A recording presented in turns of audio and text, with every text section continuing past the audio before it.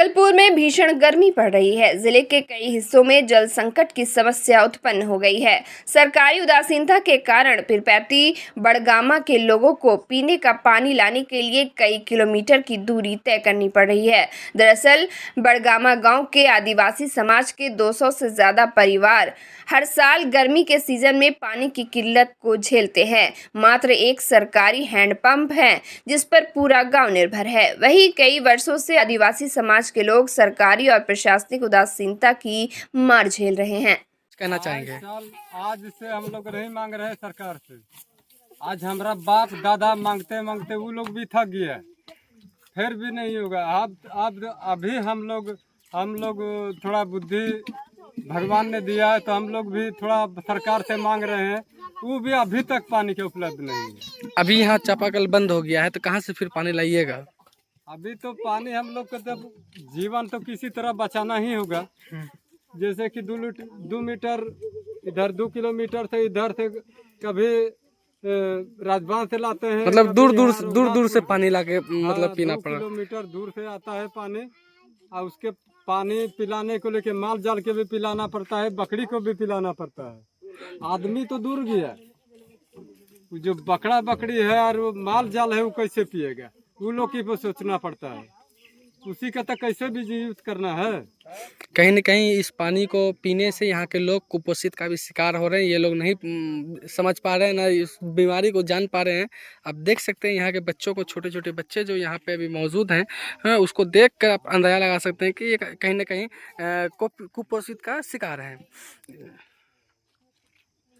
अगला साल तो 3 गो बच्चा मर गया है पानी बिना। अब पानी गंदा पानी पी करके, कल के पानी पी करके मर गया। उसको सूचना दिए, आज अजय मंडल को एप्लीकेशन दिए, अच्छा वोट दीजिए हम देंगे, लेकिन आज तक कभी नहीं आया देखने खातिर। ललन पासवान को क्या कहना चाहेंगे? जो ललन पासवान तो एक दिन हुलकने के लिए नहीं आया, हुलकने के लिए हम लोग। आप क्या कहना चाहेंगे ललन पासवान से, या जो भी यहाँ के क्षेत्रीय जनप्रतिनिधि हैं या मुखिया हैं या कभी नहीं, इस विभाग के कभी नहीं देखेंगे। अब कितना फुसलाएगा, हम लोग आदिवासी हैं, पहाड़िया हैं, कभी कोई नेता को नहीं देखेंगे। हमारा मन होगा जिसको वोट देने का देंगे, नहीं तो किसी को वोट नहीं देंगे।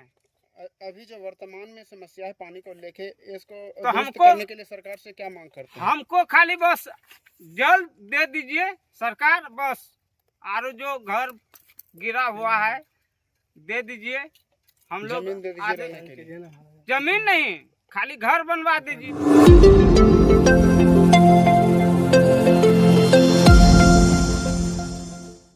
भागलपुर जिले में आए दिन जमीनी विवाद को लेकर 2 पक्षों में मारपीट एवं मुकदमा आम हो गई है। इसके परिणाम स्वरूप भूमाफियाओं का लोभ और दबदबा चरम सीमा पर है। इसी बाबत हबीबपुर थाना क्षेत्र के मारूफ चक मोहल्ले में बीती रात रास्ते को लेकर 2 पक्षों में जमकर मारपीट हुई। पीड़ित परिवार कहते हैं कि मेरे घर के पास 8 फीट का रास्ता है, उसी रास्ते पर कुर्सी लगाकर दबंग लोग बैठते हैं। ये चाहते हैं कि हम लोग अपनी जमीन एवं घर बेचकर भाग जाएं। हमेशा रास्ते को लेकर दबंगों से झगड़ा लड़ाई होती रहती है, पर स्थानीय थाना पुलिस उन लोगों की किसी प्रकार से मदद नहीं कर पाई है। मारपीट के बाद स्थानीय थाना को सूचना दी गई। थानाध्यक्ष ने पीड़ित परिवार को इलाज के लिए सदर अस्पताल भागलपुर में भेजा। रास्ता पे पूरा जाम करके कुर्सी लगा के बैठता है, गाड़ी उड़ी लगाया, उधर से आ रहे थे, पूरा जाम करके बैठा, बोला कि नहीं जाने देंगे, रास्ता खरीदा हुआ, मैं यहीं बैठे कुर्सी लगा के। कौन था ये लोग? कौन है जो अथी रास्ता जो छेक के रखा था? लक्ष्मी देवी है, लक्ष्मी देवी, विजय सिंह के कन्या है, अरुण राम के सब बेटा, विजय राम के 3 बेटा है, 4 बेटा है, उसका गोतनी का बेटा है, और सब मिल करके, और जुगल ताती सनी सब मिल करके, मतलब एक है। और हमको जब भी बोलते हैं कुछ तो सब मिल करके आता है। थाना भी गए तो चारों मिल के गया, बोला तुम्हारा कोई गवाह नहीं देगा, कहेंगे कि अपने सबसे दिया है। इसीलिए जो चीज के लिए भी बोलते हैं, मेरा कुछ नहीं जाने देता, नहीं पानी जाने देता, लाली बना है, लाली जाम कर देता है, इधर से बरसा का पानी भी नहीं गिरने देता है, कहता है तुमको रहने नहीं देंगे यहाँ। बोलने पर मारपीट किया? हाँ, मारपीट करने के बाद आप थाना गई थी? हाँ, थाना गए थे। थाना में क्या बोला? थाना में लिखा रहे थे, तब तक ये लोग पहुँच गया, 5-6 आदमी का नाम लिखाए। थाना वाला बोला कि जाइए आप वहाँ पहले इंजोरी इलाज करवाइए, उसके बाद इंजोरी ला के दीजिए। इंजोरी करवा लिया ना? इंजोरी करवाइएगा, उसके बाद करेंगे। हॉस्पिटल गए थे? हाँ, हॉस्पिटल गए थे, घंटा घर गए सदर। हाँ। और फिर उसके बाद ये मायागंज गए। कितने बजे की घटना है? घटना तो यही लगभग 9-10 बजे हुआ था, तो 12 बजे वहाँ गए। रात में क्या मामला क्या था? अरे ये लोग मारपीट कर रहा था, तो फ़ोन किया, दीदी बोला आप यहाँ पे थोड़ा सा, तो हम आए तो देखने लगे। देखने पे तो पीछे से डंडा मार दिया और उसके बाद आपको? गिरा दिया नीचे। 10-15 लड़का था, दे रहा था पुष्ट के हिसाब से। तो हम लोग भी कुछ नहीं बोले, हम चलिए थाना में गए तो बोला कि इंजोरी बनाना पड़ेगा तुमको। उसके बाद सदर गए, सदर से फिर मायागंज गए, चिट्ठा बना के फिर वापस आ गए। थानेदार से अभी तो बात हुई कि 9 बजे बुलाए हैं आपको? थाने वाले की बात हुई थी, बोला इंजोरी बना के लाना पड़ेगा तुमको। अच्छा ठीक, आप इंजोरी बनवाए ना? हाँ, बना लिए। क्या ये पुराना कुछ विवाद था क्या इन नहीं लोगों पता, से? विवाद पुराना नहीं था। विवाद नहीं है ना? नहीं, बस वो रास्ते का है ये। रास्ते के लिए हुआ है? ये बार बार ये लोग करते हैं हाँ, क्या? ये लोग बार के नियम है, बार के नियम है। क्या नाम हुआ आपका? यही कि ये रास्ता 8 फीट हमको दिया है और सबका निकलने का रास्ता दिया है पूरा, और वो जबरदस्ती आता है कि कैसे पीछे और घूर के जाता है चोरी करने के लिए। कोई बहाना चाहता है उस घर, और उसके बाद जो है पूछते हैं क्या बात है, तो कुछ नहीं, और चोरी करके कुछ न कुछ लेके चला जाता है। कहते हैं तो बार वो मार करने के लिए दौड़ता है। और पूरा रास्ता पे जो है 4 जनौनी है, विजय राम का कन्यायन और अरुण का कन्यायन और जुगल का कन्यायन, और लक्ष्मी देवी सबसे मेन हेड है। वही मीटिंग रास्ता पे बैठ के कुर्सी लगा के करता है और वही सबको बार करवाता है। इसलिए कि उसका बेटा जो है दोनों, एगो चोर है और मोबाइल चुराता है, एगो जो है गाड़ी ताड़ी चुराता है, दोनों बेटा चोरी है। और वही जो है यहाँ पहले गोंडा बदमाश ला के और एक बार और मार करवाया था। और फिर यहाँ जो है इसके पहले जो मार हुई थी थाना में आवेदन दिए थे? आवेदन हम बहुत दिए हैं, लेकिन वो सब जो है कोई कार्रवाई नहीं करते। वो पैसा वाला है, जाके 10-20 हजार रुपया दे दिया, 50 हजार रुपया दे दिया। वो कहता है कि पुलिस को और किसी को कितनों भी कुछ करेगा 2 लाख देना पड़ेगा, हमको पुलिस को कोई दिक्कत नहीं है, तुम सबको यहाँ से भगाएंगे। और यहाँ यही कारण है कि कुर्सी लगा के ये बार रास्ता छेद के रखता है। जैसे उधर से आते हैं कोई बहाना से तनको सट्टा तो मारने के लिए दौड़ता है। 4-5 बार मार चुका, लेकिन पुलिस थाना एसपी कुछ नहीं करा उसका।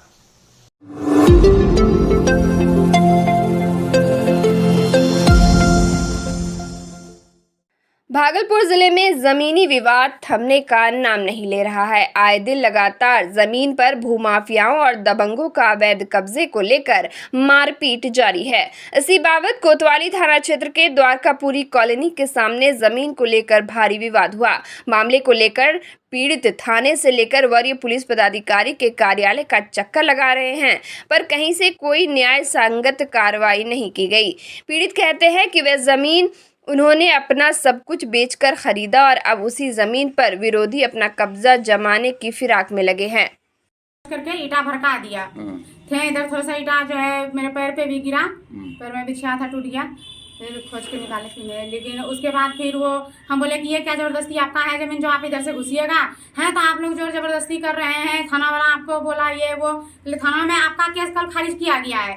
थाना में आपको कहा गया कल कि आप कोर्ट से आइए, क्योंकि थाना में मेरा पेपर देखा गया, मेरा पेपर जो है ये मेरा ज़मीन जहाँ है रह रहे हैं वो मेरा ज़मीन है, तो नहीं ये मेरा ज़मीन है जो मतलब हम घुसेंगे तो कैसे घुस जाइएगा। उसमें बाद वो गला गलोज हम लोग को भी करने लगा। तब तक सोचे कि नहीं वीडियो बना लेते हैं, मोबाइल गए लाने के लिए तो हम वीडियो बनाए। उसके बाद फिर दोनों में मतलब हम हुआ एक दूसरे से तुमे में। उसके बाद वो नीचे उतरा, उसका मिस्त्री सब चढ़ने लगा, तो बोले कोई मिस्त्री यहाँ नहीं चढ़ेगा, अगर चढ़ गया मेरे प्लॉट पे मिस्त्री तो हम फिर आगे केस कर देंगे मिस्त्री सब पर भी। हम मिस्त्री का फोटो वीडियो ले लिए, मिस्त्री लोग डर से तो खैर उतर गया। बाद में फिर वो थाना में एप्लीकेशन दिया मेरे खिलाफ कि ये मारपीट किया, जबकि हम वीडियो में साफ है कि वो इधर नहीं आया, ना हम उधर गए। बीच में ईटा सब गिरा हुआ है, कोई किधर नहीं जा सकता है, लेकिन वो ईटा जो धकेला जिसकी वजह से मेरे पैर में हल्का चोट लगा। उसके बाद वो थाना गया, थाना से लगे ये मेरे बारे में कि ये मारपीट की, जबकि हम मारपीट किए नहीं। थाना वाला को भी समझाएं, फिर वो भी गए, बोले आइंदा जो है कुछ इस पे करना नहीं, तो नहीं कर रहे हैं। वो घुस रहा था तभी हम कर रहे हैं, नहीं घुसता तो हम कुछ नहीं करते, हम अपना रह रहे हैं आराम से। ये मैंने अफजल अहमद पिता स्वर्गीय अख्तर अहमद से जमीन एग्रीमेंट कराया था 2021 में, 22 जनवरी 2021 में। उनको 1 करोड़ रुपया उस समय हमने दिया था, जिसमें उन्होंने मुझे जो है मार्च में 26 मार्च 2021 को सुल्ताना अहमद ने मुझे जो है ये 2 खेसरे की ज़मीन में रजिस्ट्री किया। एक हुआ खाता 2 खेसरा 693 में 992 स्क्वायर फीट और खाता 675 खेसरा 694 में 403 स्क्वायर फीट रजिस्ट्री किया, जो कि मेरा फ्रंट पर है। फ्रंट पर कुछ पार्ट जो है रोड्स के रहने के कारण चौथी में निज विक्रेता व अन्य आदमी का नाम दिया गया और उस समय से ये मुझे दखल में है और मैं इसमें घर बना कर अपना कस्टम करके रह रहा हूँ फैमिली के साथ। और फिर उन्होंने दूसरे उनके हिस्सेदार ने सगुप्ता अहमद और हमजा अहमद ने हमें ज़मीन रजिस्ट्री किया 1600 स्क्वायर फीट। उसके बाद तीसरा रजिस्ट्री करना था अफजल अहमद को, तो वो मुकर गया, बोला हम एक साथ पूरा पेमेंट लेंगे, जबकि 4 टर्म में रजिस्ट्री लेने की बात थी। तो तीसरा टर्म का पेमेंट होने के बाद उन्होंने रजिस्ट्री किया। चौथा टर्म के लिए हम कुछ पेमेंट और बढ़ा के दिए, फिर बोला कि समय पार हो गया, आप जो पैसा बंद कर दीजिए। और उन्होंने कहा कि हम दूसरे को बेच दिए हैं, 30 अप्रैल तक आपको रुकना होगा। हमके क्यों रुकना होगा, कहा कि आप पूरा समय पर पैसा नहीं पूरा। हमके जितना पेमेंट दिए तीसरा पार्ट पार कर गया था, चौथा पार्ट का था नज़दीक में है। लगभग जो है मतलब 2 पार्ट रजिस्ट्री होने के बाद अफजल अहमद को मैंने 83 लाख अफजल अहमद का और 50 लाख उसकी माँ का उसके अकाउंट में दिया है, जिसका मेरे पास प्रमाण है। और फैसल अहमद चौथा फरीकैन है, फैसल अहमद और फैसल अहमद, उनको मैंने 85 लाख उसके अकाउंट में दिया। और इन दोनों ने ज़मीन मुझे रजिस्ट्री नहीं किया, इनका 15 लाख और उनका 17 लाख ये मात्र बकाया है। और अचानक समय के पूर्व उन्होंने हमें जो मौखिक था कि 22 दिसंबर तक फरवरी तक 3 फरवरी को पेमेंट लेना रोक दिया और इस बीच में उन्होंने दूसरे को एग्रीमेंट कर दिया, उसका नाम पता नहीं चला। और बाद में जब जो ये लोग हम जो है हमारा काम करने में रोकने आए, उसका नाम था मोहम्मद इब्रार अहमद, मोहम्मद इश्तियाक अहमद और अशफाक अहमद, तीनों पिता फरीद अहमद। ये सभी खिरीवान थाना के खिरीवान गांव के बाईपास थाना और जिला भागलपुर के रहने वाले हैं। अच्छा, इस मामले को लेकर आप कहाँ कहाँ गए? इस मामले को लेकर के मैंने हरिजन थाना में भी केस किया हूँ। अच्छा। कि अफजल अहमद ने मेरे साथ धोखाधड़ी किया और जाति सूचक उन्होंने दुकानदार से मेरे से गाली बकवाया और काम को रोका। और कहीं गए थे? उसके बाद मैं डीएसपी साहब के यहाँ भी बयान दिया हूँ और उसके बाद मैंने इनका ये जो दूसरा जो रजिस्ट्री हो रहा था उसके खिलाफ मैंने रजिस्ट्री निबंधन कार्यालय में भी ऑब्जेक्शन किया हूँ।